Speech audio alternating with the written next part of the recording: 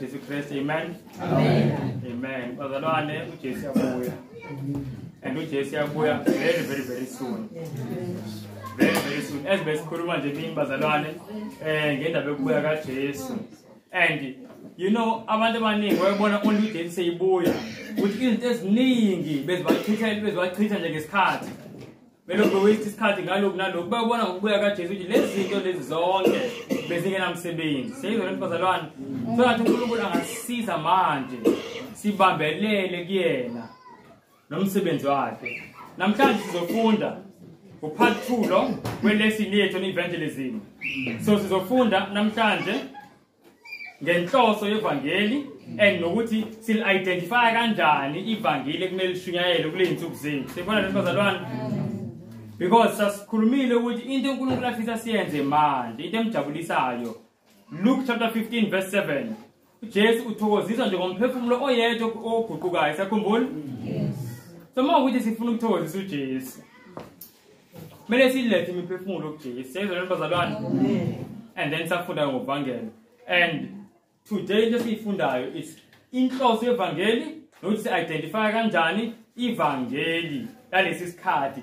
Each and every time kuneqiniso laleso sikhathi. Siyezwa bazalwane. Yes. In fact, ayisibukeni something.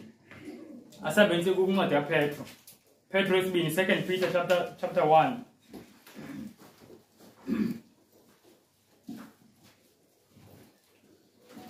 Simdu ukuthi Petro uthini?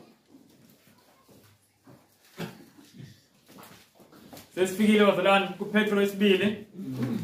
Ngicela sibuye ku chapter 1.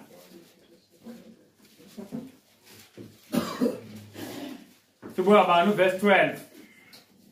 Asifundele ofile verse 12. Ngifisa sibuke something. Ngakho ke ngiyakuba yilokho nginikhumbuza njalo ngalezo zinto nakuba nizazi nime niqinile eqinisweni elikhona.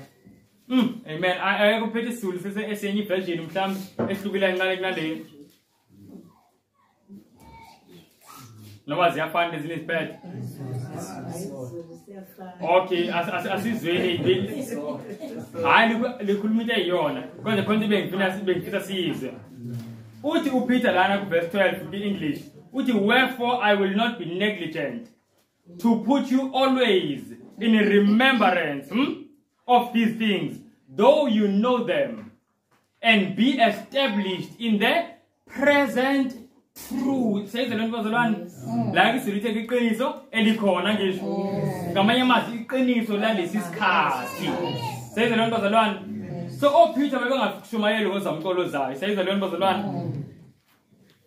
That was the gospel for isikhathi kaNoah. So ngizama ukuthi each and every generation has a message for that generation. Ngiyazwakala lokho bazalwane. Yes. So thina mele sazi ukuthi ithini message ye generation yethu. inhloso kaSathane njalo in each and every generation ukuthi labantu baleso sikhathi bangayazi imessage yaleso sikhathi. You know that? Yeah. Ngoba uNkulunkulu make keep message usuke nenhloso ngayo. Uyazi lo message leya usuke icalculate ukuthi yenze umsebenzi othile. Siyabona wembazalwane. So kubalekile sokufunda namhlanje. Sofunda ngenhloso yevangeli and then the message namhlanje. Mhlambe nje ngiqale nje ngombuzo. Ithini imbazalwane inhloso yevangeli?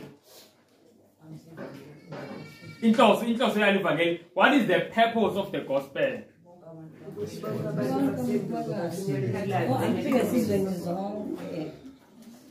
Okay. I guess we told you ngizovula ngikuleyo. Bona manje boyingcwele siyazithoba phambi kwakho. Sizaqhubeka ngosifunde ilizwi lakhe linamandla kakhulu. Silidinga Nkosi, especially in these final days, Lord. Siyacela nje Nkosi kakhulu umoya wakho ingcwele. Siyacela Nkosi umoya wakho ingcwele wehle Nkosi with healing power. Both physically Nkosi. Kukhona kwasabantwana bakho abaninzi, yabona izinto ezininzi basezibaphethe. Physically. Ngiyacela ke Nkosi nothando lumangalisa kakhulu. Umoya wakho ingcwele Nkosi uthinte Nkosi kwezondawo. And Nkosi sicela also healing, most especially Nkosi spiritual. Siyagula Nkosi, sigula sisono. Siyacela Nkosi each and everything esiyifundayo Nkosi sincede ekuthini Nkosi kuphele isono ezimpilweni zethu. Please Lord. Elusixolele Nkosi amatyala ethu. Usincede kakhulu somandla. Sinqobe Nkosi konke ukubi. USathane manje ukusibisa ngakho. Sicela konke Tata in the name of Jesus Christ. Amen. Amen. Ozalwane. Ivangeli siyasho ukuthi inhloso sifisa ukuthi lifike umhlaba wonke yebo ngiyawuzwa. But inhloso yalo mase lifikile kulomhlaba wonke, inhloso yalo mase lifike emntwini uNkulunkulu behlose ukuthi ivangeli lenzeni. Yebo msholo. Abantu baphenduke. Ukuthi abantu baphenduke glory yabona manje siyasondela khona nje sisize lama answers aso ya right. Bufakazi okay siyasondela kakhulu ke manje. Yes. Ukuthi abantu bathini? Asinde umuntu. Asinde umuntu asindise. Siyayibona le mbazalwane. Okay. Mamsozi ukuthi balazi iqiniso ukuze basindiswe. Sayizona mbazalwane. Basindiswe from in. Baba. Mawusondela uNkulunkulu ugcina ufana naye. Fanele basondele uNkulunkulu abantu zibafane naye. Bazalwane. Ngoba mabehlehla uNkulunkulu abantu njengokwehla ilokhuzana isiphambeko sesono. Abantu basuka uNkulunkulu babefana noNkulunkulu. Mabesondela uNkulunkulu abantu bazogcina befana. Amen. Bazalwane asibambeni lapho. Amen. Lento ekhulunywa ngobaba iyona. Amen. Inhloso yevangeli bazalwane ukuthi ukubuyisela umuntu kuyilento uNkulunkulu ayimdala ukuthi abe yiyona. Siyabona nje ukuthi uNkulunkulu amfuze umuntu. Siyezwa bazalwane. The purpose yevangeli ukubuyisela abantu kwisimilo sikabani sikaNkulunkulu. Siyezwa sonke bazalwane ndonke. Ukuthi abantu babe yilento uNkulunkulu ayibadala ukuthi babe yiyona. Now ngicela nje abantu bake basho into abazaziyo ngoAdam mhlawumbe. Ngesikhathi singangeni isono wayenjani uAdam? Yebo. Singangeni isono uAdam ebunqonini bakhe wayengayiboni. Wayekhaphe kaNkulunkulu. Okay, glory to God. Nayi into yalahleka. Ukuthi asakhavanga manje iglory. Siyibona leyo nto. Manje umuntu seyakwazi ukuhamba nje angizona lesikade wayikhava iglory kaNkulunkulu from top to bottom. Seyibona leyo bazalwane fully covered. Sobuye sithi nje linye ilanga leyo kodwa manje kulezi insuku abantu bayahamba bengekho fully covered. It's part of the gospel ukubuyisela abantu to what God created them to be. Yini enye bazalwane Adam ayiyona Wayexoxa noNkulunkulu embona ubuso nobuso. Okay, bayexoxa noNkulunkulu embona njani ubuso nobuso. Yep. Okunye futhi uAdam wekhulile. engenganga nathi sesaba hotonga futhi okunye uAdam webuka kude kakhulu wekwazi ukubona ngisho into esemanzini fakwa AA into esemanzini ukuthi ingakanani akutshela ukuthi ingakanani okay we njenganoNkulunkulu kakhulu yena babe befana kakhulu now bazalwane we're counting many things ngicela ukusummarize so that into yethu ihambe kubele ukuthi sikhumbule. Number 1 uAdam singangeni isono wayengena sono angisho kunjalo. So inhloso yevangeli ukubuyisela umuntu kwisimo la engena sono. Sibona lo bazalwane ukuhlukanisa umuntu nani nesono. Sibona lo bazalwane. Number 2 uAdam wayemfuzile uNkulunkulu ngesimilo. And if ngisummarize isimilo sikaNkulunkulu bese sifundile mina 1 John chapter 4 verse 8 uAdam wayenothando. Ithi iBhayibheli uNkulunkulu uyini? Uthando. Siyabona leyo nto? Isono sithema singena sakhipha uthando enhliziyweni yomuntu. Kwangena umina. Kwangena ipride. Umina nepride zalikhipha uthando bazalwane. Siyabona leyo nto? Amen. Ayibikho iunity kunani? Kunomina nepride. Siyabona leyo nto? Ayikwazi ukuba khona. La abantu njalo bene competition khona akwazi ukuba khona iunity. Do you remember la abafundi bakaJesu uJames noJohn bebeya kuJesu noma wabo bathi Nkosi siyacela ukuthi thina sihlale phezulu kunabanye. Lithi iBhayibheli bathi abanye besokuzwa lokho bacasuka kakhulu kwaqala ukuxabana. Siyabona leyo nto? So siyabuka ukuthi idesire okanye isifiso sokuba phezulu kwabanye sidala ukuxabana. Kanti uma uloko usifunela ukuba phansi kudala ukuhlangana. Siyabona leyo nto? Ingakho umpostoli uPaul kwincwadi yaMaFilipians chapter 2 mayibatshela ukuthi kumele bebe united ekugcineni mase ivala ukuthi mawubekho kunina lo mqondo okhona kuJesu. Siyabona leyo nto? Uyazi ukuthi there is nothing ezoletha unity ngaphandle komqondo kaJesu. Sinlessness akhona uthando and ivangeli inhloso yayo ukusibuyisela kulezo zinto. And then sakhuluma physically. Babemfuzile uNkulunkulu physically. Now physically bazalwane ikhona ingxenye engaba restored but not fully. The full restoration ka physical izonze makubuya uJesu ephelele njengekhuluma baba ukuthi Adam ayibona kude. Akuthi ukuthi mawamukela ivangeli so uyobona kude angisho seyibona leyo. So the full restoration izokwenzeka mase kubuya uJesu, but there is something esingayenza.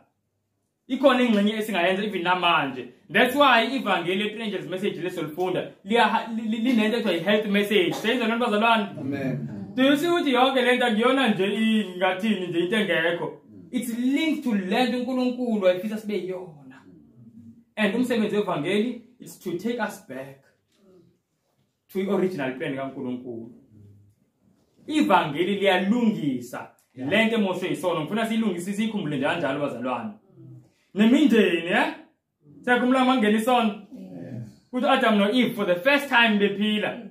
Kwaqala ngathi kube kunokuxabana. Wathi umunye hawu lo mfazi. Seyibona lento bazalwane. Sekhona ukublamana for the first time. Ingxayani? Yes, so even the restoration of families. Ivangeli yinhloso yayo leyo. So mawuphethe ivangeli asikangeni ekul-identifyeni manje. But mawuphethe ivangeli olaziyo ukuthi alizenzi lezi zinto noba indlela eliyiyona ukuthi alimenzi ukuthi umuntu abe kanje. Kumele wazi uphethe ivangeli lani lamanga. If ivangeli lakho uliphethe alikhulumi ngokuhlukana nesono, kumele wazi ngamanga nje wevangeli lakho. Noba ungagcwala amatenda amangakanani ushumayela. Akusho ukuthi mawugcwalelwa ukhuluma iqiniso. Seyizona lento bazalwane. Amen. Ngesikhathi kaNoah iyodwa kuphela indoda eshumayela iqiniso wawuNoah. Kodwa kumkhumbuka kwakhona nje umndeni wayo kuphela. Kwakuyiyona nabanye abantu abawu7. Seyizona leyo nto. Mawuphethe ivangeli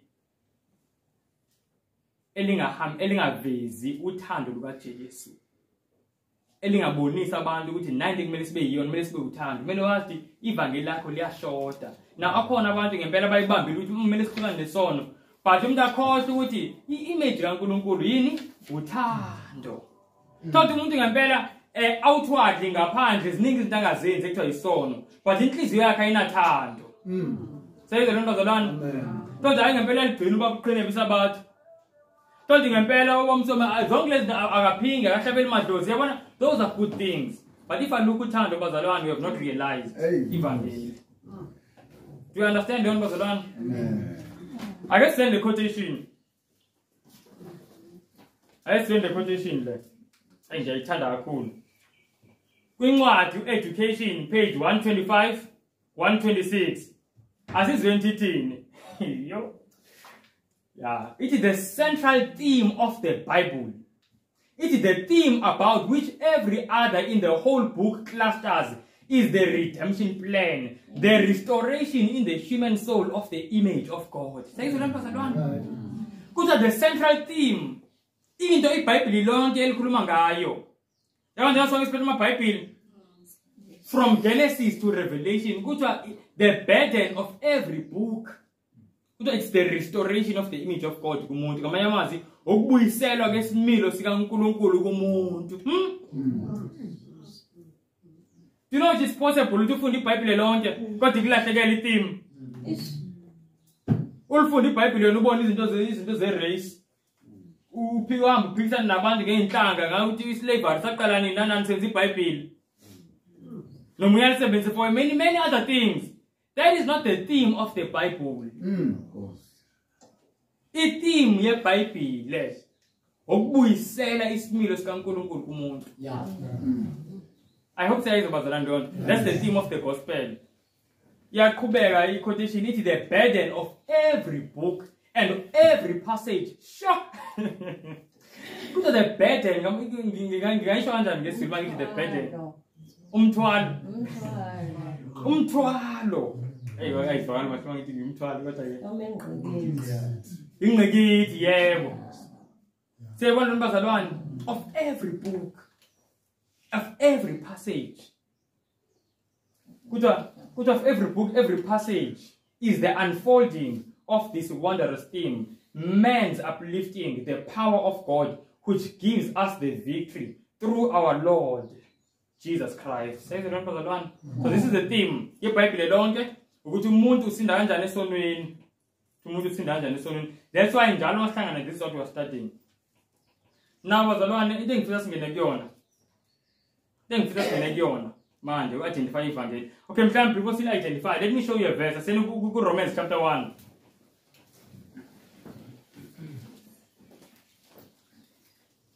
Njalo umuntu mayikhuluma ngevangeli ubocabanga leli verse bazalwane. Romans chapter 1 verse 16. Ngicela sifundele verse 16.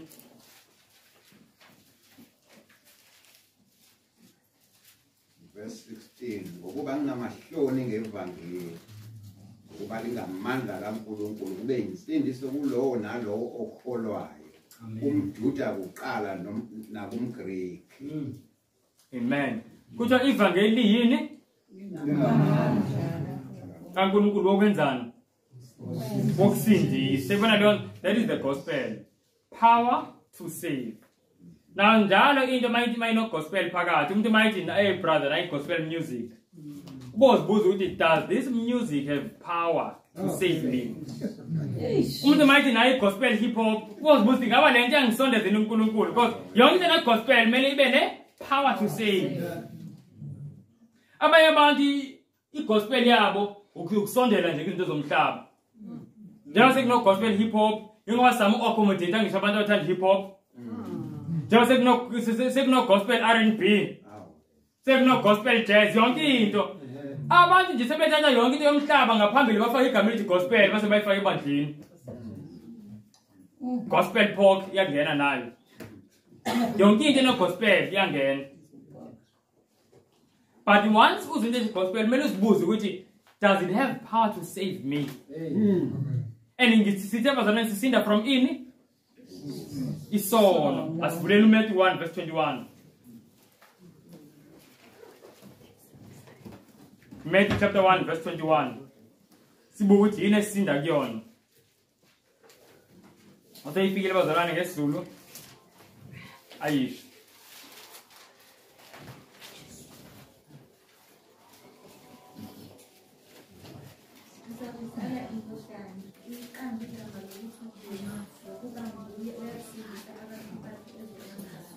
Amen. Bazalwane, now aske sizwe futhi the same verse kodwa socela nje omunye umuntu osondela la camera ozosifundela.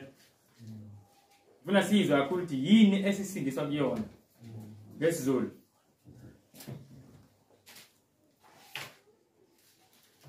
Uzakuzala indodana uyiqambe igama lokuthi uJesu ngokuba nguye oyakusindisa abantu bakhe ezonweni zabo. Amen.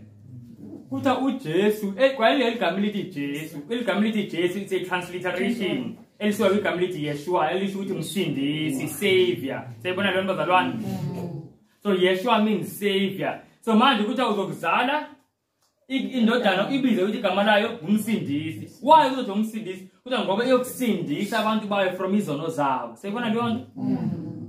So do you see the very purpose yokuzwa kaJesu esizule la emhlabeni uJesu? I-purpose yakhe ukuthi asindise abantu from isono. Do you see that bazalwane? So do you see lento sifunda ku Romans chapter 1 verse 16 na ku Matthew 1 verse 21 ihambelana nale quotation? Because this is the magnifying class. I-magnify lento siyifundayo lana. The theme yeBhayibheli yonke, salvation from sin. Ukuyiselwa kwisimilo sikaNkulunkulu.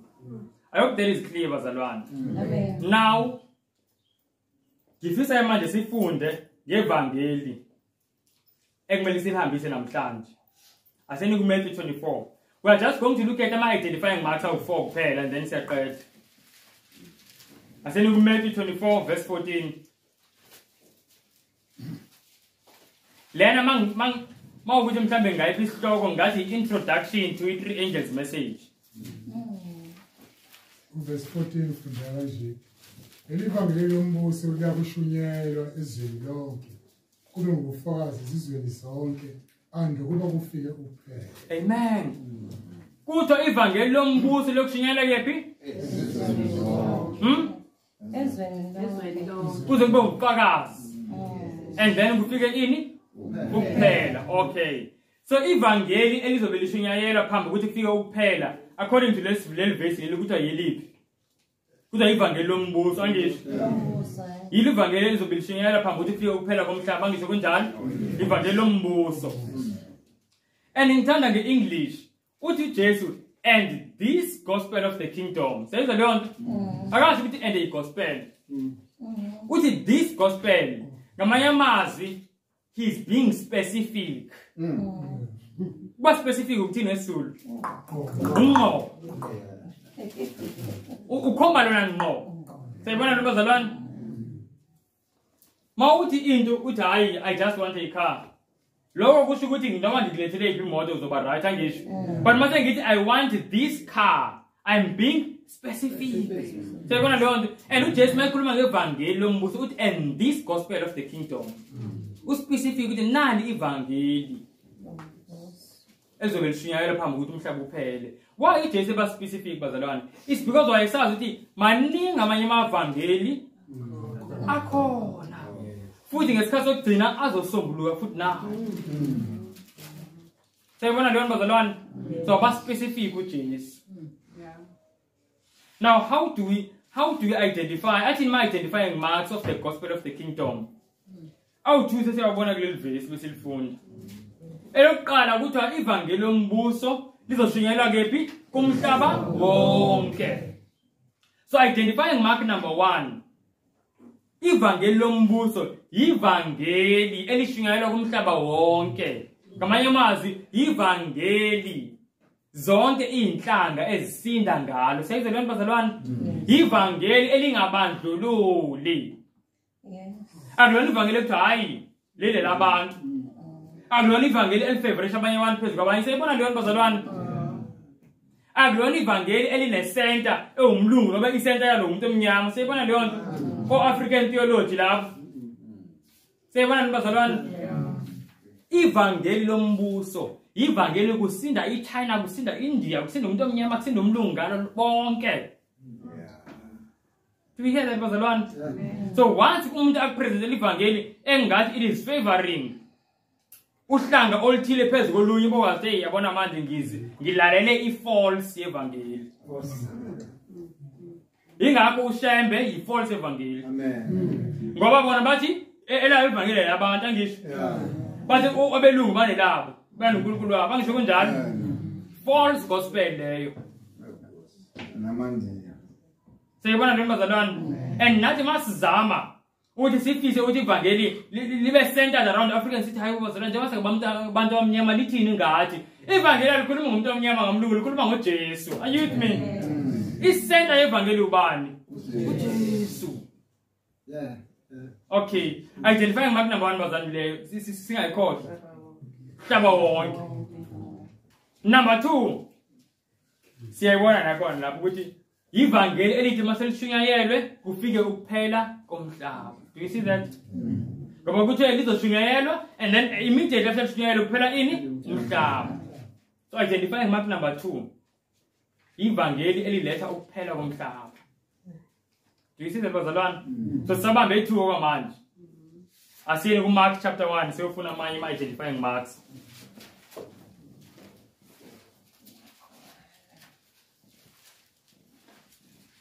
Mark chapter 1. Mark chapter 1. Ngicela usifundela uverse 14 no 15.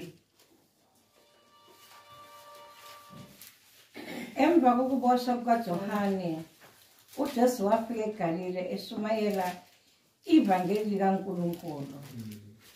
Wathi, isikhathi sigcwalisekile, umbuso kaNkulunkulu susondele. Phendukani nikholwe yivangeli. Amen. Asibambeni lapho. Na ngifuna sihambe kulona slowly. Ithi uJesu wafika eGalile eshumayela ivangeli lombuso kaNkulunkulu. Sayizwa lento bazalwane? So kanjalo ngeEnglish. So uJesu mayifika eGalile eshumayela ini? Ivangeli lombuso. The very same gospel athi yona izobishunyayelwa. Exact. The very same gospel angishona nale athi izoshunyayela mase kuzophela umhlaba ukuthi ivangeli lani lombuso. And namanje siyamthola nayo ishumayela ini? Ivangeli lombuso. Uthini ke mase lishumayela ivangeli? Glory to God. Uthi isikhathi sigcwalisekile. Identifying mark number 3. Ivangeli lombuso ivangeli elikhuluma ngesikhathi okanye eli based on isikhathi, prophecy. Sezona bazalwane alihambi lodwa. Naku lishuke lana lishunyela uJesu.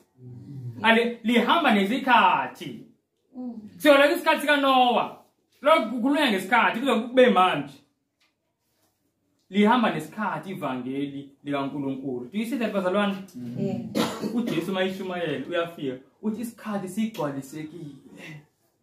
And lelilanga I'm sure sifunda i-Stranger's message sizobona uJesu lana ekhuluma ngesiphi isikhathi, ekhuluma ngesikhathi esitholakalayo lapha kwincwadi kaDaniel chapter 9, but siyofunda mase sithola isikhathi. So identifying mark number 3 ivangeli elikhuluma ngani? Ngesikhathi okugcwaliseka kwesikhathi. Siyabona leyo nto? Yaqhubeka ukuthi isikhathi sigcwalisekile. Yenzanini? Number 4 bazalwane yokugcina ngicabanga ukuthi lula. Kuthiwa uJesu wathi isikhathi sigcwalisekile, phendukani. So identifying mark number 4 ivangeli elikhuluma ngokuphenduka. Sisoqedile. So sithe elokuqala yini? Mele ligcwala umhlaba wonke. Zonke inhlanga ziyasinda ngalo, And then sathola futhi ukuthi ivangeli ethi maselishunyayeliwe kuphele umhlaba. And then number 3 ivangeli elikhuluma ngesikhathi. Then number 4 ivangeli elikhuluma ngokuphenduka. Do you know bazalwane uSathane angakwenza ukuthi ube yi-public speaker, ube motivational speaker nje onezitshela usebenzele izulu? Yeah. Uhamba uvula amavesi amaningi kodwa akukho la ukhuluma ngesona nangokuphenduka. And lapho wathi usebenzele izulu likunayo into eliselidila ngayo. Ukuphenduka ukushiya kwesono. And told manje thina siyesaba yabo ngoba abantu kunzima ukuthi ubatshele into errong abayenzayo. Nokuthi kumele bayishiye. Siyabona leyo nto sigcine sithi awuthi ngcono vele ngiba motivate. Mele wathi lapho sewusebenzela wena. Usebenzela wena usebenzela izulu. Siyabona nini bazalwane? But ngiyakhumbula ngesikhathi sifunda ngokubaleka kokuvangela. Abaningi bethu sasiphakamisa isandla sathi sifuna ukusebenzela izulu, angizakhumbula. Amen. Sathi sifuna ukuba imbhobho yezulu. Yeah. So thina wathi umsebenzi bazalwane nangu ukushumayela ivangeli elinje. If ukushumayela ivangeli elinemotivation elingakhulumi kodwa ngokuhlukana nesono, that is not the gospel. Says the Lord. Now if we something as in Revelation chapter 14, I guess ukuthi kule ncwadi ekhuluma ngesikhathi sokugcina ingaba ukhona yini umyalezo onawo wonke lama identifying marks. And ngifisa ukuthi kuthina abazalwane ukhona ulosokubheka kodwa ngifuna sikubone sisonke ningezwe ngami sikubone sonke ukuthi ngempela umyalezo lo Revelation chapter 14 lengi isigidimi sengile seyintathu lama identifying marks oyi4 akhona siyibona leyo nto.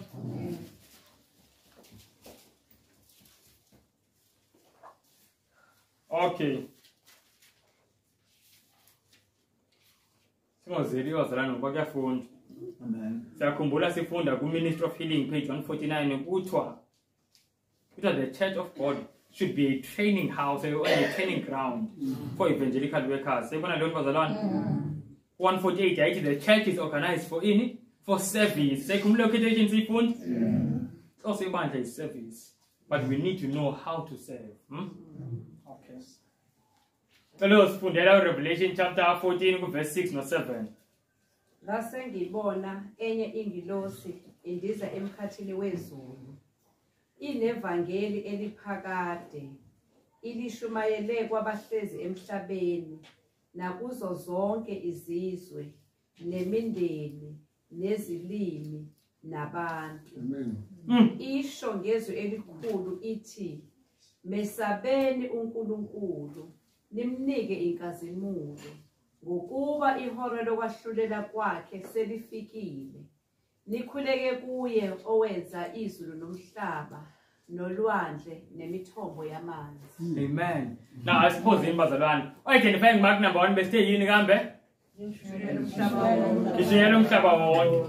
Now la ku Revelation 14 verse 6 no 7 ikhona into esiyitholayo ekhuluma ngomhlaba wonke. Yes. Iku verse ba. Say one of the other. So it creates message ya kumhlaba wonke. So identifying mark number 1 ihlangana nawo kanje. And then we still identifying mark number 2 in uthini. Mazali shunyayelwe kufika ukuphela. Siyibona le bazalwane. Okay. Now bazalwane angizonibuza wona uphendulite wrong. Asikafikile lo verse. Kodwa mawufunda i-3 angels message from verse 6 to 12. Ufunda i-3 angels message leyo. And then into elandelayo emva kwalokho ayisibuke endini ebonakala isenzeka. Asifunde no verse 14. Yini elandela ukushunyayelwa ke-3 angels message. Asibuke no verse 14. Ngase ngibona bheka nanto ifu elimhlophe naphezu kwefu kuhlezi ofana nendodana yomuntu enomqhele wegolide ekhanda lakhe nasesandleni sakhe enesikela elibukhali. And mase kuqhubeka iverse lithi makavune ibisikhathi sekuvuna sesifikile. Siyibona le bazalwane ikhuluma ngani verse 14? Kuya kaJesu. So do you see ukuthi according to Revelation 14 immediately mase kuqeda nje kuphela ukushunyayelwa kwe message engilosi ezintathu enye into elandela yini kuya kaJesu. So siyabona i message lena ethi mase ishunyayelwe kufike ini kuphela. So identifying mark number 2 siyabona now. Now is number 3 bese yini?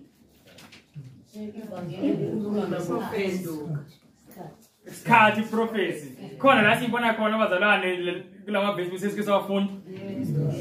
Isikhathi. Ku verse ba ekhuluma ngesikhathi. 7 okay uthini? Amen. Isikhathi noba ihora lokwahlulela selifikile. Sizazoyifunda nayo siyazi le ikhuluma ngoDaniel chapter 8. Kasekugcwaliseke isiprofeto sika Daniel chapter 8. Siyabona bazalwane. So do you see it again? Elivangeli elila ku Revelation 14 from verse 6 to 12. Likhuluma ngesikhathi. Another identifying mark. Eyokugcina abazalwane bese yini?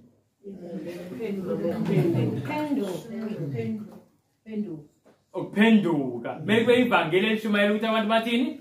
Baphenduke. Siyayibona la kulama verse.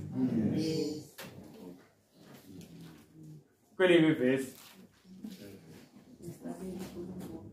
Engathi ngiyeza uphanashe thini? Uthini uphanashe? Amen. Mesabeni uNkulunkulu nimnike inkazimulo futhi nikhuleke kuyo. That is repentance bazalwane. Siyabona leyo nto? So all of the identifying marks esiwafundile mayelana nevangeli lombuso siyawabona la with three angels message. So and siyabona it's a hand and glove fit. So lokho kusho ukuthi bazalwane ivangeli uNkulunkulu afisa selihambise kulesikhathi sethu manje nali. Ivangeli lengilo sezintathu the three angels message mele silifunde ukuthi lisho ukuthini. And then silihambise ngendlela uNkulunkulu afisa silihambise ngayo. Siyabona bazalwane ukuthi mhlambe lento sikayicabanga. Do you know ukuthi baningi abantu abanamaBhayibheli emhlabeni? Yes. Baningi amabandla awufundayo uRevelation 14. But you know ukuthi lilodwa kuphela ibandla likwazi ukuchaza. Labanye it's not because abahlakaniphanga, it's because abawuphiwanga. Wow. Say it bazalwane. Do you know ukuthi the reason why uNkulunkulu esibeke la as the Seventh Day Adventist Church which is hambise le message. Nayi message bekumele awusayihambise. Amen. Isinikeze izulu bazalwane. Do you know uNkulunkulu the reason why wonke umuntu lana ula ngesizathu izulu limkhethile igama lakhe libizwe ezulwini. Do you know that bazalwane? Do you know that amagama ayabizwa ezulwini? Uyakhumbula ukuthi ngesikhathi kuzakhiwa sanctuary mawufunda kuncwadi Exodus chapter 31 uthi uNkulunkulu kuMoses uthi ubona ke sengibizile ngegama uBazaliyeli. Yes. Umfana kaYori. Siyabona leyo nto? Uyena ozokuthi nokuthi uNkulunkulu abantu ababizela umsebenzi othile babiza ngegama. Before yena atshene la emhlabeni, before azithole seyibizwa abantu bala emhlabeni, sekukhuluye ngaye ezulwini. Do you understand lento bazalwane? Angisho lo us-excite ngifisa sibe sober. Amagama ethu abiziwe ezulwini. Like ngingabeka ama example amaningi. Do you know ukuthi uAaron phambi ukuthi abe umpriest omkhulu agqoke zonke lezi zingubo? uNkulunkulu wayekhuluma ngaye ekhuluma noMoses. Sekhumbula engangehla uMoses. Kodwa wafika uAaron ongathi wathi esehla uMoses uAaron akathembekanga. Qeda kwakha inkomo egolide. Hey, kusami. Kodwa lo muntu bekhulunywa ngaye. Ethi uNkulunkulu nizomenza kanje Aaron nizomenza kanje. Uyena kuphela okwenza ukuthi can you imagine leyo nto? Ukuthi wena kuphela ozokwenza ukuthi. And bazalwane again ngiyaphinda. Njengoba manje sineziwe the three angels message izulu. Our names came up in heaven. Sonke asikho lana ngephutha. Asikho lana ngephutha. And siyakhumbula sifunda the other day lesson 1 ukuthi uNkulunkulu ngalesikhathi akasebenzi ukuphendula abantu abaningi. Siyakhumbula? Sifunda ku Testimonies the Church volume 6 page 370. La it the Lord does not now work to bring many into the truth. Why? Because of the unconverted members and because of those who were once converted and backslidden. And then ngasho ukuthi labo abambalwa abaphendukayo ngalesi sikhathi abangena ebandleni ngalesi sikhathi, those are special people for a special work. Ngoba abantu abaningi basazongena imanje. Bona bazithola sebehlangana nje nale message manje. uNkulunkulu babizile bakhethile. Guys, and we need to pray for them. Anyone ombona ufunda naye nga reject le message, I accept. Yabona ngokufaza ukuthi ekhona umuntu o rejectayo. Ngathi lo muntu mase sifikile isikhathi sakhe is going to accept the message. uNkulunkulu sambambile. Ithi quotation uNkulunkulu kwenza yena abaningi bangangeni okwamanje. Amen. Ukuthi asikaphenduki. Kodwa bengena sibasulela ngongalaleli. Sayibona leyo nto. But those who come bazalwane, those are special people for a special work. I can guarantee you. And now umsebenzi. Asifende quotation nje thina. Where is this remote? Yabona bazalenda we angels message. Ithi asizweni Testimonies volume 9 page 19. Ithi in a special sense Seventh-day Adventists have been set in the world as watchmen and light bearers. Sayisa leyo nto. Kuthiwa amasabathanye amasala la emhlabeni wonke babekiwe yini ama watchmen abaqaphi yebo nakuthiwa mhlawumbe balindi sekhumbula ama watchmen babesenzani bazalwane. Yes. Do you see this man? Do you see this man? Yes. Ubukile kude ingozi ezayo. Uthi masayibonisa kude ingakafiki unanga into ayenzayo uphuma amameze. Now abantu abangaxhumananga nezulu bazothi yahlana. Do you know that? But yena wenza umsebenzi wakhe. I'm a watchman and I'm giving a cry. Uthi nayi ingozi ezayo akasho seyifikile uthi seza ingozi. Amen. In a special sense, Seventh-day Adventists have been set in the world as watchmen and light bearers. But you know it is possible ukuthi ama watchmen alale abaqaphi balale. Umuntu uyathola ingozi yazulele. And I'll tell you the truth bazalwane. Baningi bethu we are sleeping. The problem yethu usingama watchmen not alele. Asikwazi ukubona ingozi seza. Ngisho nabanye sekhona abenza lokhu ukuthi asingabanabi. Bayahlanya. Senze lo bazalwane. We are watchmen. Ithi lana yaqhubeka. Ithi to them, that is Seventh Adventists. Ithi to them has been entrusted the last warning for a perishing world. Ithi they have been given a work of the most solemn import, the proclamation of the first, second, and third angels' messages. Says the Lord. There is no other work of so great importance. They are to allow nothing else to absorb their attention. Says the Lord. Iti lana. Iti wutina. Jengoba sila sonke. Sinikezwe umsebenzi. Okuhambisa isixwayiso sokugcina la emhlabeni. This is the last warning. Do you know what bazalwane? After this message, I think you warning is a bit back on the planet. Inkinga yethu, let me tell you the truth. Abaningi bethu. We want to take up umsebenzi kaNkulunkulu and do it now and again and here and there when it's convenient. And we want to continue sifane nomhlaba and abanye bethu we just really want to umhlaba uqhubeke. Nokubuya kaJesu kasicasula. Amakhona abantu abakhuluma ngokubuya kaJesu nje abanye bathi awuya yekani ukukhuluma ngalento. Kungathi uJesu bebengamfaka ama-break bebekwazi bathi woma kancane. Seyibona lento bazalwane. Omnye uthi hayi ngimncane kakhulu ngozothi ngikale ngiqede university. Othi ngizongikale ngenza ukuthi. But naye bazalwane reality. uJesu mayibuya there will be someone who's in university. It's not like ubuya sekuqede wonke umuntu university umuntu seyikhela. There will never be such a time. Say when bazalwane. And we need to understand ngathi uNkulunkulu angasiyazi ngiyakhuleka Father please Lord. Ngathi uNkulunkulu angasiza bazalwane. Angazi umqondo wethu ube nayo lento izulu eliyibonayo ukuthi la emhlabeni kusempini ubumnandi kusazolandela asiyekeni ukujapha umnandi manje. Do you know that ubumnandi obuzayo bazalwane kuyindlela yokuthi wathi umphosela uPaulos mayikuvezelwa wathi inhlungu zalo kumhlaba azinakulinganiswa nento silindile. Sayisa leyo nto wathi kodwa kwamanje sesempini i-effort yonke sifaka kulempi umndeni ngomndeni every family yimpi nayo impi esesidila nayo. Ngiyafisa ngempela uNkulunkulu asifake kulo mqondo siyazi ukuthi ithi sinikeze isixwayiso sokugcina salomhlaba kuthi abazalwane ayikho lama za red ithi awukho umsebenzi okubaleke njengalo msebenzi. Do you see that? Yes, I see Bondland. Because I know if I feel ingane uyotshela umama ithi mama yazi mina ngicela ukuthi ngiye kwi-mission field ethile ngifuna ukuba yi-missionary ngifuna ukuya kwisikole esithile ngiyotraina nje for i-mission work ngibe yi-missionary nje ngane yamazwe wangiyala ngongibheka ukuthi ube udokotela mina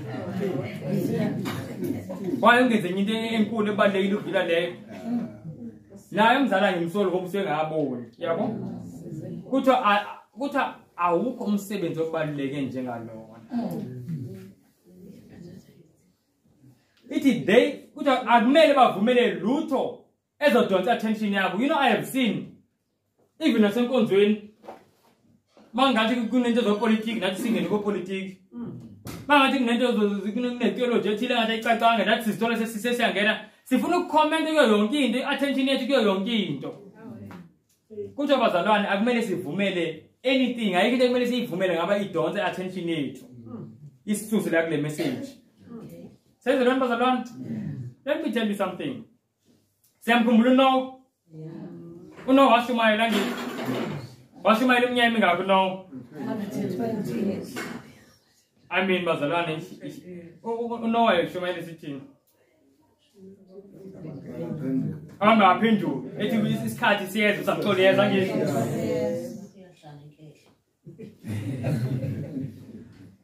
uNoah washumayela the same message for 120 years.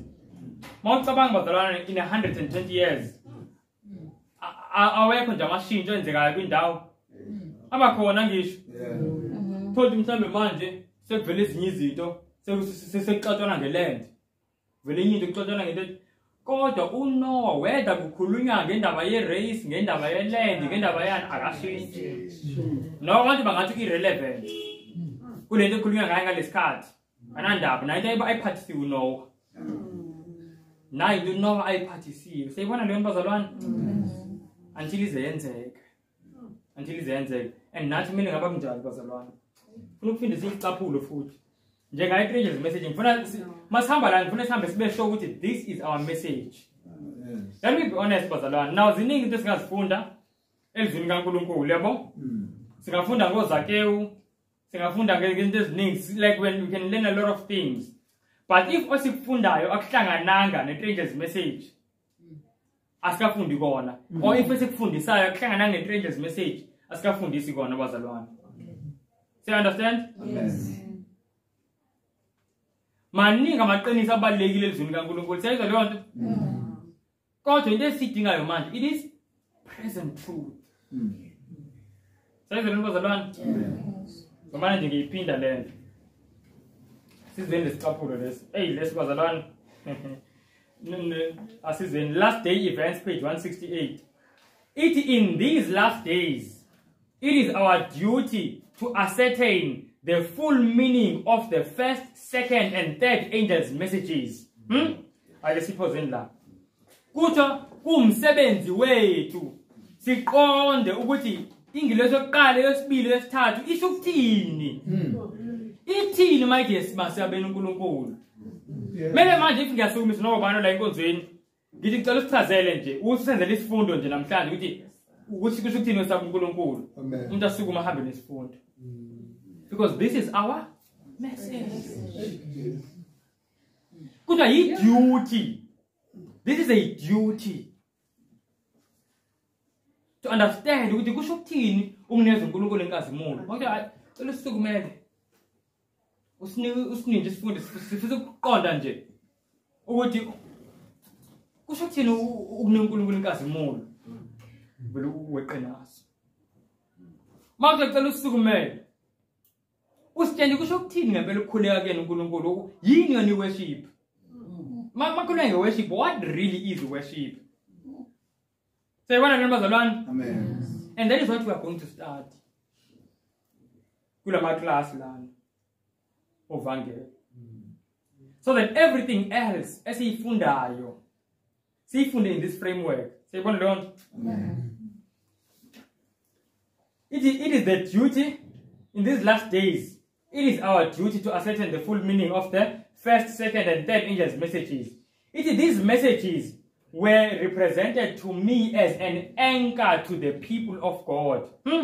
It is those who understand and receive them will be kept from being swept away by the many delusions of Satan. Senzela bazalwane. Kuthiwa lana le miyalezo lana lama message lana ayi anchor yini anchor? I-anchor. I-anchor bazalwane siyabona la background khona umkhumbi. Umkhumbi yinto enza ukuthi i-anchor yinto enza ukuthi umkhumbi ungathathwa umoya. Ubambe ngempela umkhumbi. And manje siyatshela la ukuthi cishe njengensika ya. Ikubamba ukuthi singaphephuki. And siyatshela labazalwane ukuthi if we know and understand the stranger's message, kuthiwa sizogcinwa from many delusions akhona manje. Ngiyakhumbula besisahlala nabazalwane sikhuluma nje ngezinye inkohliso. Abantu bafike namabandla abahlukile ngisakhuluma nje khona ama SDA reform movement khona o 2520 zonke lezi angizengene kuzona but ziningi ezidukisa abantu. And one of the reasons why kofika nje umuntu afundisa ngenxa yokuthi nathi asihlalanga kule message. Uthi mayikhuluma ngoba ukhuluma uquote izinto eziningi uquote amavesi amaningi sikhuluma iqiniso asiphumeni ebandleni. Siyabona leyo nto abese sithi lethani tight kuyena. Siyabona leyo nto kunjalo. And maningi ama delusions bazalwane enje. Kuthiwa masihlelile ku stranger's message. Kodwa sizogcinwa singakhukhuthi. Do you see that bazalwane? So nje into efanele siyenze thina is to understand the meaning. Yazo zonke lezi zinto. Manje the hour of his judgment is come. Khulika ngani ubona zonke lezi zinto. Sazohlala ku first angel's message then second third. So kula masonto azayo in the afternoons. That is what we are going to start. Now bazalwane, I want to show. Okay, before I show this, of course. Do you know why he fucking the land? This is a fundamental belief in Shabon. Yes. What I yes. Now the reason I'm going to is because so that Sibon no witi. Now my fundamental beliefs wait. Go to a message here to train this message. Sibon, fundamental belief number 13. Lie. This proclamation is symbolized by the three angels' message of Revelation 14. Every believer is called to have a personal part in this worldwide witness. Say the The reason why I give it is because sometimes land have experienced it and sometimes more my stranger's message is busy why you emphasize lento kangaka? Why you kuluma lento kangaka? Githi mina awukho abazalwane why sidlala ngabantu pho. Abantu babesafunda ama baptismal class sithi nayi message yethu. Mase bengenile kuphela iminyaka bengayizwanga. Angizamsho siyazi bazalwane kuyadlula uyenza ukuthi phela unyaka kwipulpit singazwanga lutho ngestrangers message. Yet this is the message esinikeze izulu.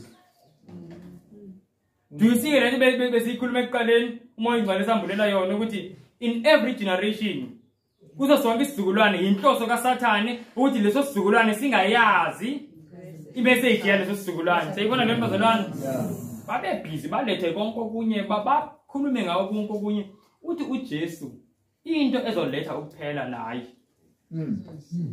And you know uSathane ngenxa yokuthi akafuna ukuphela kwakhe kufike because ukuphela kaSathane.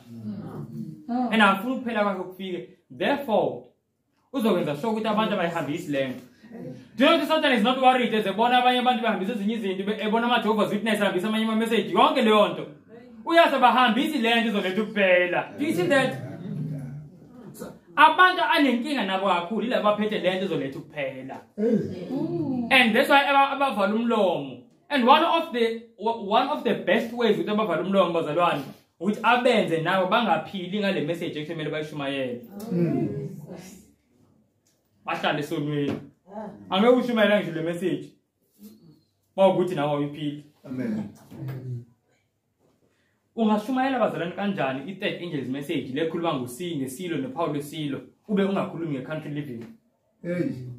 Yet kuba khona abantu bazosukuma la enkonzweni bathi hayi country living bazalwane asike nikhuluma ngayo. Futhi lo muntu akazi ukuthi ini message yethu.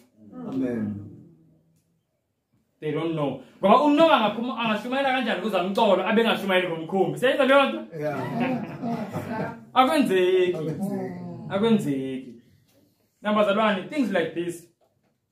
Why do we show things like this? Ama-events must shumayela le message.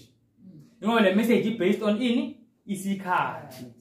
And isikhathi manje thina kulesikhathi siphila kusona uNkulunkulu akasasinikezanga isikhathi athi ngonyaka othile kuzowenza into ethile. Wayekade yenza uNkulunkulu leyo nto kodwa manje akasayenzanga leyo nto uNkulunkulu. Siyabona leyo nto akasayenzi manje. Manje uNkulunkulu isikhathi befisa ukuthi sisibone ngama-events anzekalayo. Siyabona leyo nto. So ngokubuka ama-events siyabona ukuthi sekuyisikhathi esithile. So ukwazi ukujumayela le message leyo ngawubuka ama-events. Siyabona bazalwane ngoba ukhuluma ngesikhathi. But how will you know time if you're not looking at the events? Siyabona bazalwane? And asizwa kahle. Asifunde ivesi ukuze sizwe kahle. Asifunde uMatthew 16 ngikhonde ngifisa sibuke. Sengawonke abanye sebejabu ukufunda le nto yakho bazalwane. Kuyonakala impela emhlabeni. Sizoyifunda manje. Let's not worry sizoyifunda siyibone. Asenu kuMatthew 16. Now we can ask questions bazalwane ngoba into yami nje ukuthi ngivele bathi ngishumayela kahle this is supposed to be a class. Matthew 16. I guess bugeni. Belo uzosifundela from verse 1. Abafarisi nabasadusi beza bemlinga bacela kuye ukuba ababonise isibonakaliso esivela ezulwini. Kepha waphendula wathi kubo kusihlwa nithi loba lisile lokhu izulu libhejile. Uthi kusasa nithi Kepha waphendula wathi kubo kusihlwa nithi loba lisile lokhu izulu libhejile. Uthi kusasa nithi namuhla lizaphendula ngokuba libhejile liguqubele. Kanti ukuma kwezulu niyakwazi ukuchaza kepha izibonakaliso zesikhathi aniziqonde na. Amen. Asimele lapho. Uthi uJesu niyakwazi ukubona izulu, niyakwazi ukufunda imozulu. Uthi kodwa anikwazi ukuqonda ini izibonakaliso zezikhathi. Ngamanye amazwi uthi Jesu izikhathi mele sizazi through ini izibonakaliso. Siyibona leyo verse bazalwane. So the times are known by the signs. Ubona ngesign ethile ukuthi isikhathi esithile manje. Do you see the bazalwane lana? uJesu ayilindele ukuthi bathi ngokubuka izibonakaliso ezithile babone ukuthi isikhathi esithile. So lento ikhuluma lento engizama ukuyichaza ukuthi ama signs la aveza ini isikhathi. So next time makhona umuntu okubuza athi awu kodwa abazalwane labo brother sami kungani belokhu beveza ama sign bazalwane asingaveza ama sign. But ivangeli ngempela lihamba nesikhathi. And isikhathi sisazi ngama signs. So mele sibuke ama signs. Angisho uJesu usho kanjalo la kuthina kuMatthew chapter 24 verse 32 uthi manibona lezi zinto yazini ukuthi kunjani kuphelile. Sekusemnyaka angisho kunjalo. So sibona kanjani ke lezi zinto if we were not looking at them. So kunezinto kumele sizibuke mase sizibona sibonke isikhathi esiphelile. The signs. So that's why part of our training gets so let's book isikhathi. So let's book ama signs. So let's book ama signs. So funda ama signs so that mawabone senze ukuthi how you the sign. You the sign. So yabona nibazalwane. Yeah. Now 90 bengifisa verse. Before ngivale. Bazalwane, I want to show you. Ngibona isikhathi manje siphelile ngempela. Do you know this is 9 September? Angisho besifundile last week. Safunda country living. Yes. Safunda the 4 reasons the country living. Izathu ezibalekile country living. Esokuqala esihamba phambili kakhulu sakumlathi yini? Character development. Sayibona yonke ihlangene nokuthini kubuyisele isimilo sethu kwesikaNkulunkulu. And then enye lezathu sasifunda preparation for a crisis ezoqala. Asibukeni bazalwane. During the week manje nayi ngiphumile. Bese safunda ama articles ethi la eSouth Africa basacabanga ukwenza ukuthi ama vaccine aphoqwe emisebenzini. Asibuke eAmerica kwenzekeni manje. Ithi breaking lifestyle article yakho. Ithi Biden announces vaccine requirements for private business, impacting tens of millions of Americans. In total, the vaccine requirements in my plan, we are on quotation marks. In total, the vaccine requirements in my plan will affect about 100 million Americans, 2/3 of all workers, he said. The bottom line, we are going to protect vaccinated workers from unvaccinated co-workers. We are going to reduce the spread of COVID-19 by increasing the share of the workforce that is vaccinated in businesses all across America. Now, so very soon, man. La bakale bati abantu abasebenzela uhulumeni America kumele bakhona. But manje le ibiseyithusa ngoba manje seyiqale ukuphoqa nani nama private business. Sayibona le? He's not now only forcing abantu abasebenzela uhulumeni, even private businesses abasebenza nohulumeni. Asimhlambe unethenda nohulumeni ukuthi abantu abasebenza ikampani yakho kumele ba vaccinate. Sayibona le bazalwane? And bazalwane uBiden akahlukanga umongameli wethu uRamaphosa. Naye wayishilo sengikhohliwe idate. I think it was last year. I think it was around September last year 2020. So was it last year beginning of this year? I think it was beginning of this year if I'm not mistaken. So ukuthi ama vaccine ngeke bawaphoqa. But he doesn't think it's a good thing to force them. Khona ne video yakhe just angifanga ngisola ngesikhathi okuyifaka. Manje seyashintsha. Sebeyiphoqa. Sezona bazalwane. And ngizama ukuthi njengoba nase South Africa umongameli uRamaphosa wayithe abaziphoqa izophoqwa. And bazalwane. That was a session last week. I am really sad to say this. Sibaningi sila sifunda ngobungozi be vaccine nokuthi uNkulunkulu ayifuni. This is poison. Yabo. uNkulunkulu ayifuni ngempela lento. Now I know abanye abantu ba vaccinated bebengazi and so forth. It's fine. uNkulunkulu ukuthi isikhathi zongazi wenze njani? Glory to God. God winks at the times of ignorance. Siyabona leyo nto? Acts chapter 17 I think verse 8 or 31. But manje bazalwane uNkulunkulu ulindele ukuthi senze imizamo ezosiza ukuthi silandele intando yakhe. Baningi la kuthina sesizwile lento esegcina sikutholile lo mgomo. Why? Because we still want to retain our jobs. And why sifuna ukubambelela kwimisebenzi yethu? Yingoba we are still depending on the system. Asikho bazalwane esinye isikhathi sokuphuma emadolobheni njengalesi. Great changes are happening. Great changes. Khona amashintsho bazalwane athusayo. Listen to this man what he's saying.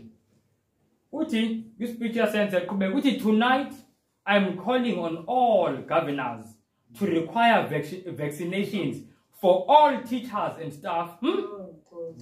Uthi Biden said threatening to push governors out of the way if they do not support COVID-19 mandates. As is uthi kulama governors kulabantu abaphethe the different states in the United States.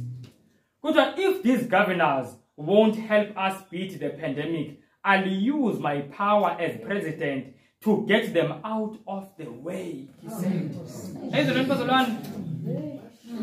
this is the land was implement America in the next coming weeks. And that's what happens in America, happens in the world. So things like this, as we sikhuluma about the 3 angels message, and guess what ungazivezi. Yet sizofunda ziqhubeka iwisdom kaNkulunkulu ukuthi sometimes awuzivezi umuntu esafika. Siyabona leyo nto. Awusahlanga nomuntu somveze nevaccine. Siyabona into bazalwane. Sizofunda ukuthi wisdom kaNkulunkulu. Let's see one last verse and then I think we'll just close la namangeke imibuzo. But into engistressa ibazalwane is that isikhathi esiphelile. Indaba yokuphuma emadolobheni kumele ngempela singayipostpone. Time is finished. Sesi late already. We're on borrowed time as we are. Says bazalwane. Isikhathi sisiphelele kakhulu. And you know bengilalele one time and ngiphinde ngiyanxusa. Nami ngikhuluma izinto uNkulunkulu azifake kwami inhliziyo. So if you don't understand, ezinye izinto engizikhulumayo it's fine. Thatha lokho okuunderstandayo. Yabo? Take what you understand, and as you do what you understand, uNkulunkulu uzokusiza ukuthi nalokunye ugcine understand. Siyakwazi Lebanon le ndawo manje kukhulunywa ngayo la eBhayibhelini. Yes. Angisazi indawo yangempela iBhayibheli obviously ikhuluma ngendawo zangempela. eLebanon bazalwane there is a huge crisis, economic crisis, economy yakhona ifailile. You know bengibukele during the week umnye ubaba omdala ekhuluma ecomplain ngama politicians wakhona indawo eziningi azisena ngisho ugesi eLebanon. But into engishaye kakhulu sebemveza lo baba bathi the economy crashed and he lost all his savings. Oh, Nkosi. Bayisave imali uthi hayi ngigade usuku oluthile. But the economy crashed and he lost all his savings. Hey, yathuka yazi ngayicabanga, and you know ngesikhathi ngibukele leyo nto I was not even studying about economy. uNkulunkulu uvayiletha nje. Vayiletha ngiyibone ukuthi le ndaba serious kanjani. And ngiyempela bazalwane ngiyaninxusa. Asingabi iziphuphu. Let us not be the foolish virgins. Prepare sekulate. Sayibona leyo nto? Now let's read one last verse. All I'm doing lana ngizama ukuthi bazalwane siphaphame simove ngempela. Singakhohliswa abantu abathi peace when there is no peace. Ngamanga.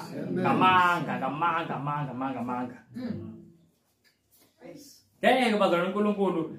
I mean man, yabona like ngikhuluma nje iqiniso la ngempela manje. Lena ngiyithatha mina I mean I just don't see ukuthi uNkulunkulu angabulanga ngikhohlise kanjani ngalezi zinto. Angikhohlisa ngelizwi lakhe. Kungenzeka kanjani? Like angiyiboni. Do you know indlela uNkulunkulu ethembeke ngayo bazalwane when you ask ukuthi akulide? Wethembekile kakhulu uNkulunkulu. Konje asingakhohliswa abantu. Aselincwadi yaMaroma chapter 2. Now friends, kunepart engayimentionanga ngithe ukuthi ngishiyele isession yokugcina yiyo leso ibheka. Angisho sithe ivangeli leli lombuso, i-three angels message, inhloso yayo ukubizela abantu ekuphendukeni angisho sisho kanjalo. Lisho kanjalo ilizwi. That's why nathi sisho kanjalo angisho. Now bazalwane, I want to show you according to iBhayibheli yini eyenza ukuthi abantu baphenduke. Angisitele ivangeli leli ivangeli elibizela abantu to repentance. Now according to the Bible yini eyenza ukuthi abantu bathini baphenduke barepente. Yini engifuna siyibone manje. Romans chapter 2. Asibukeni verse 4. Hey. Kumbe uyidelela yini ingcebo yobumnene niyokubekezela neyenyewe yakhe ungazi ukuthi ubumnene bukaNkulunkulu bokuyisa ekuphendukeni na. According to this verse yini esimuntu ekuphendukeni? Yini ubumnene? Umusa, i-goodness kaNkulunkulu. Sayibona leyo bazalwane. Now according to this verse, cela sizweni so that ingasilahlekeli lento bazalwane, otherwise so vangeli engekho. Into ephendula abantu ukubona ukulunga kukaNkulunkulu. Do you hear that? So masiphethe ivangeli ekumele liphendula abantu. Kumele sibonise abantu ukulunga kaNkulunkulu. Now bazalwane, ukulunga kaNkulunkulu kubonakalisha ngendlela eziningi. uNkulunkulu uyasipha ukudla. uNkulunkulu uyasipha ingubo zokugqoka, uyasipha ishelter, uyasipha ukuphila, uyasiphilisa masigule. Siyabona yonke lento bazalwane. But do you know ukuthi if ungathatha ukulunga konke kukaNkulunkulu ever since umhlaba waqala kuze kube manje uzame nje ukuthi ukuhlanganise kube kuphonto elilodwa kungavela isiphambano. Ukulunga kaNkulunkulu ngokugcwele kwako kwavezwa ngokufa kukaJesu esiphambanweni. Sayizona bazalwane, ngamanye amazwi masikhuluma nge-angels message kumele yonke into esiyikhulumayo kube ivele ikoba emva kwesiphambano. Siyabona lo angazi ukoba yini ngesizulu. So ibe ku background. Sayizona bazalwane, njalo isiphambano siyaphakama. njalo isiphambano siyaphakama abantu babone ukulunga kaNkulunkulu. If sizoba nevangeli elingaphakamisa isiphambano bazalwane, abantu bazozwa. People are going to be informed, but people will not be transformed. Sebona le bazalwane. Abantu bazoba ne-information eningi njengoba besenza bathi hey, ngiye kulabandla how way COVID i-vaccine khona irongo, how way kwathini babe ne-information no transformation kodwa. Sayizwe bazalwane. So ikonke sikufundayo singakhohlwa bazalwane ukobe emva kwesiphambano. Abantu babone ukulunga kaNkulunkulu. Do you know into enza uJesu? Do you know mabuka umhlaba wonke manje? Kwabantu abafunda ispace ne-universe bazokutshela bazalwane ngobukhulu belanga, ilanga lethu. Do you know ukuthi ilanga lethu indlela elikhulu ngayo lelanga esilibonayo thina? Indlela elikhulu ngayo ukuthi bazalwane it's around I think angazi 600,000 times bigger than i-Earth, iplanet yethu. Sekuthe leyo nto meaning uthatha i-Earth uyi-times like 600,000. And i-Earth bazalwane kwethu amehlo sibona I think only Earth is too small compared to universe yonke. Ilanga nje lethu eli-1 and yet siyatshelwa ukuthi lapha kwi-space kunama-stars amaningi hayi nje elisodwa amakhulu kunaleli langa thina esibabazayo about 100 times that sun. Sayibona leyo nto?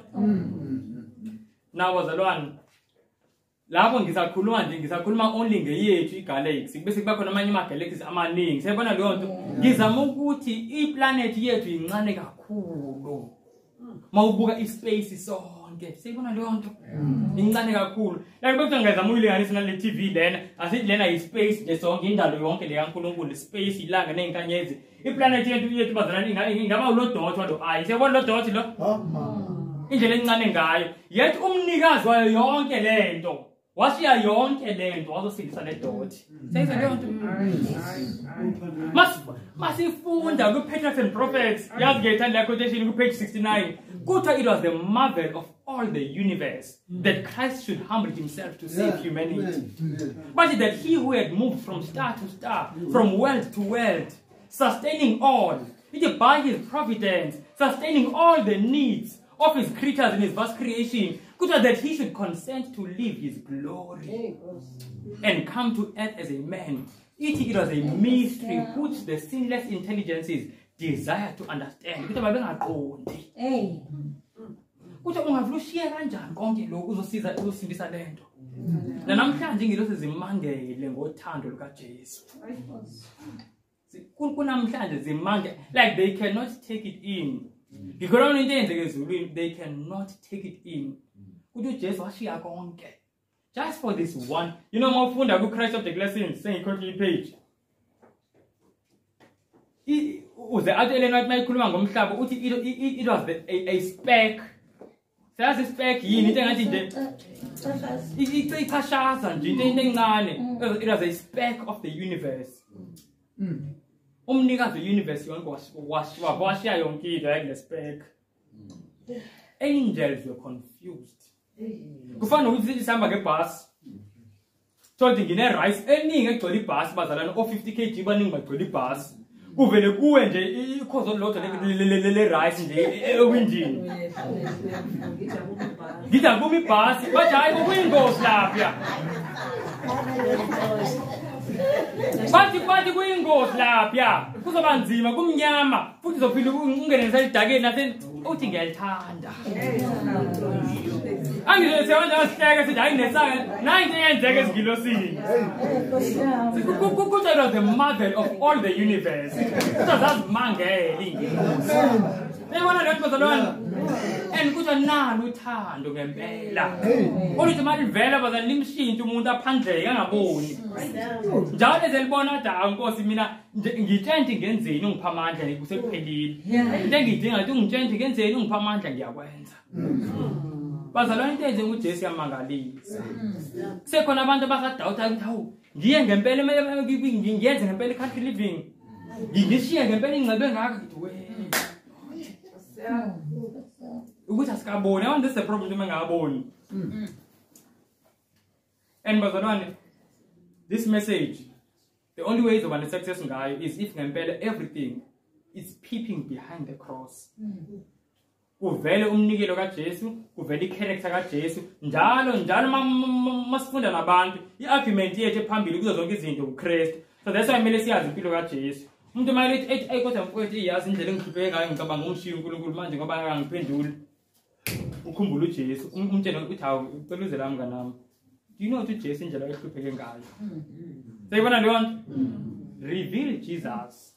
Reveal Jesus. Uthi uJesu mangiphakanyiswa mina ngizodonsela abantu kumina. Amen. Sayibona bazalwane? Amen. So leli vangeli ngempela all of these things must peep behind the cross. Otherwise kuzoba ne-information but no transformation. Bazalwane ngiyacela ke konke sikufundile we need to revise. Ngoba kuningi esikhulumile I really wish ibikhona indlela ebesingaqopha ngayo la kuma kube ngama WhatsApp audios but ngike nginefone eyodwa but nje bengifisa ngempela ukuthi nezinto siphinde siwalalele nama audio futhi yabo because ngathi not everyone one access kuma video but siphinde silalele bazalwane so that ngoba yiningi into esiyifundayo and angifisi ukuthi isilahlekele siyabona leyo nto and isathane inonto ayenzayo ukuthi into uthi seyizwile mase izwile akwenza ukuthi ikho you hear that bazalwane ngathi uNkulunkulu angasiza nayo bazalwane into nje ebalekile everything peeping behind the man of Calvary. Peeping behind the man of Calvary. Yonke into ibheke emva kwesiphambano. Yebo mdala mhlawumbe yoba ukugcina bese siyakhuleka. Sifundile bazalwane nge-message uNkulunkulu asiphathise yona njengebandla. Now kusenokwenzeka ukuthi sibaningi kuningi okunye besihlakahambisa thina ngokucabanga kwethu. But manje into esifisa ukuyihambisa kulo myalezo esinikezwe uNkulunkulu. Lesifisa ukuyihambisa kulo myalezo esinikezwe uNkulunkulu. That's the appeal I want to make. Umuntu ofuna uthi Nkosi ngifisa ukuhambisa umyalezo.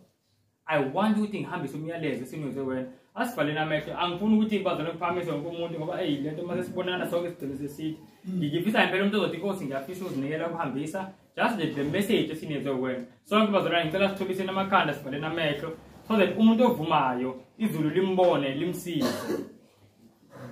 Nkosi ngifisa ukuhambisa umyalezo lo wakho, the three angels message. Ngicela ungisize ngiunderstand so that ngikwazi ukuyihambisa kahle. Umuntu osho nje nje ngicela amandla okuhambisa leli vangeli lesigijimi lesi. Phangisa isandla. All right. Ake sikhuleke ngizozama ngizokhuleka. Father, in the name of Jesus Christ, Nkosi siyakubulela kakhulu uthando lwakho olumangalisayo. Sikaze ngosibona into enje. The sacrifice Nkosi oyenzile ukuze sisinde.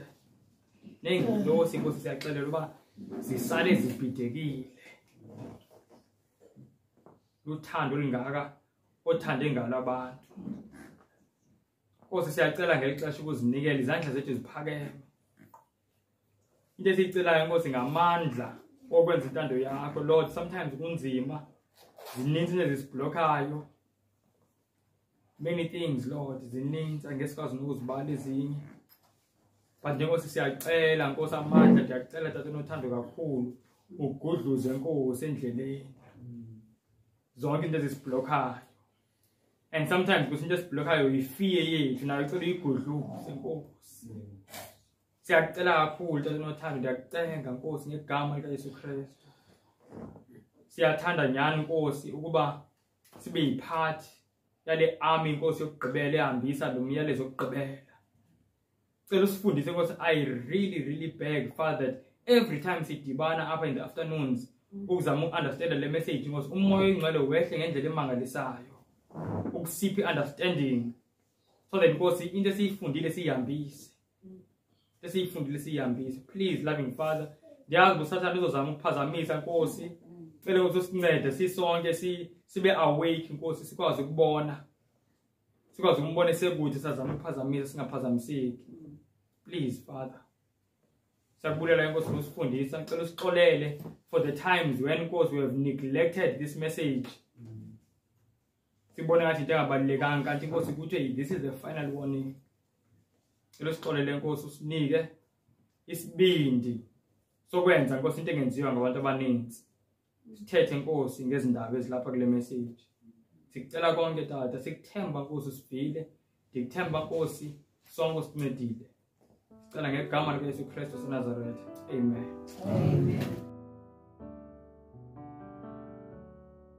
And as for me, I will behold thy face in righteousness. I shall be satisfied.